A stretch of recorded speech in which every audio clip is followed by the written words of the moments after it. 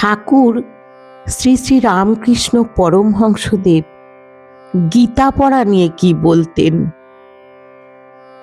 গীতা শুধু পড়লেই হবে না, গীতা পড়ার পরেও যদি আমাদের রাগ, অহংকার, দুঃখ, হিংসা আর অশান্তি একই থাকে, তাহলে কি আমরা সত্যিই গীতা পড়ছি?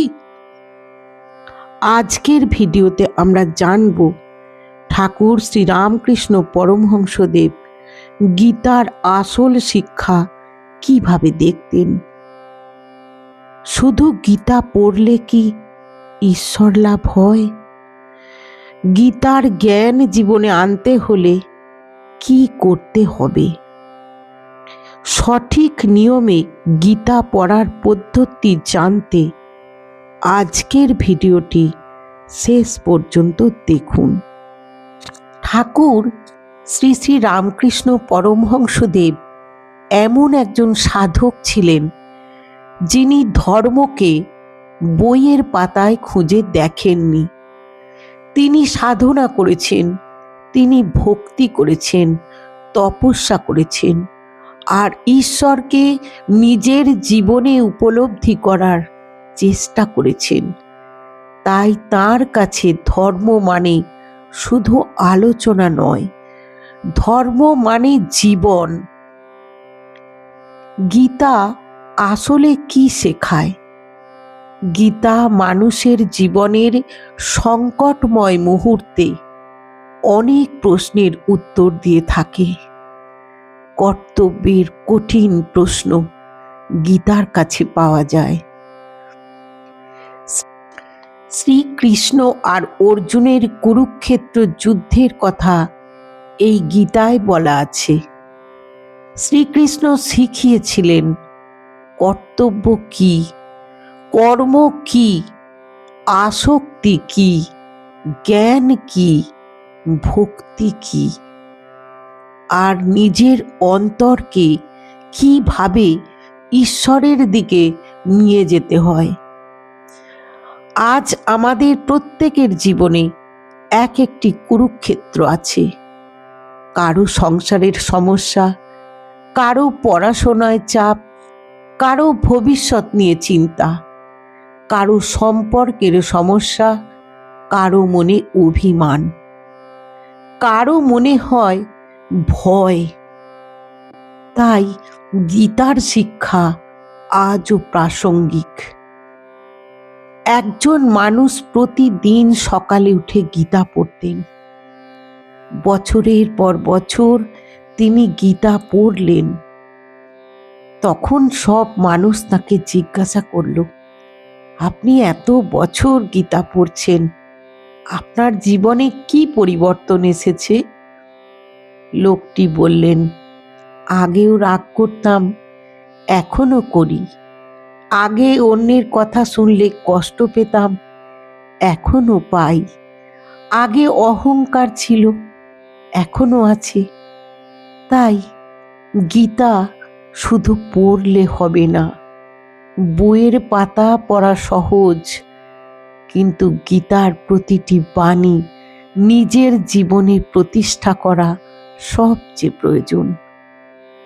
তাই তার কোনো পরিবর্তন হয়নি। ঠাকুর শ্রী শ্রী রামকৃষ্ণ পরমহংসদেব বারবার ধর্মকে জীবনে গ্রহণ করার উপর গুরুত্ব দিয়েছেন। তিনি বলতেন, ঈশ্বরের কথা শুধু আলোচনা করলে হবে না, তাকে পাওয়ার জন্য মনকে সত্যি ব্যাকুল করতে হবে। গীতায় যদি আসক্তি কমাতে বলা হয়, তাহলে নিজের জীবনে একটু একটু করে আসক্তি কমাতে হবে। গীতা যদি ভক্তির কথা বলে, নিজের অন্তরে ঈশ্বরের জন্য সত্যিকারের ভালোবাসা তৈরি করতে হবে। গীতা যদি নিঃস্বার্থ কর্মের শিক্ষা দেয়, তাহলে নিজের কাজের মধ্যে সেটা প্রয়োগ করতে হবে। রাগ মানুষের বিচার বুদ্ধিকে নষ্ট করে, এটা আমরা গীতায় পড়লাম। তারপরের দিন কেউ আমাকে অপমান করলো, আমি সঙ্গে সঙ্গে রেগে গেলাম। এখানেই পরীক্ষা। গীতা পড়া হয়েছিল গতকাল, সেটা নিজের জীবনে কতটা প্রয়োগ করতে পারলাম। আবার গীতায় কর্মের শিক্ষা পড়লাম। তারপর নিজের কাজ করতে গিয়ে বারবার শুধু ফলের চিন্তা করলাম। আমি কি পাবো? আমার প্রশংসা হবে তো? মানুষ আমাকে গুরুত্ব দেবে তো? গীতার শিক্ষা আমাদের ভিতরে ঢুকলো না। আমরা গীতার শিক্ষা নিতে পারলাম না। ঠাকুর শ্রী শ্রী রামকৃষ্ণ পরমহংসদেব সাধনা জীবনের অন্যতম বৈশিষ্ট্য হিসাবে উপলব্ধিকে গুরুত্ব দিয়েছেন। তিনি ঈশ্বরকে উপলব্ধি করার জন্য সাধনা করেছেন। তার কাছে ধর্ম ছিল পরীক্ষার বিষয়ের মতো, শুধু পড়ে জানা নয়, নিজে করে দেখা। এই কারণেই তার জীবন থেকে গীতা পড়ার ক্ষেত্রেও আমরা একটি বড় শিক্ষা পাই। শাস্ত্রের জ্ঞানকে জীবনের জ্ঞানে পরিণত হবে। গীতা পড়ার একটি সহজ পদ্ধতি। আজ আমি কি শিখলাম? প্রতিদিন একটি করে শিক্ষা আমাদের জীবনে প্রয়োগ করাটাই গীতা পড়ার আসল উদ্দেশ্য। তাহলে ধীরে ধীরে আমরা গীতাকে আমাদের জীবনে প্রতিষ্ঠিত করতে পারব। যখন আমাদের সব কিছু ঠিকঠাক থাকে, তখন ধর্মের কথা বলা খুব সহজ। কিন্তু যখন অপমান আসে, ব্যর্থতা আসে, প্রিয় মানুষ দূরে চলে যায়, আমার সঙ্গে এমন কেন হচ্ছে, সেই সময় আমরা কি করি? সেই সময় যদি গীতার কোনো একটি শিক্ষা আমাদের মনে পড়ে, সেই পরিস্থিতির মধ্যেও আমরা কর্তব্য করব। যদি তখন মন একটু শান্ত হয়, তাহলেই তো গীতা জীবনে প্রবেশ করেছে।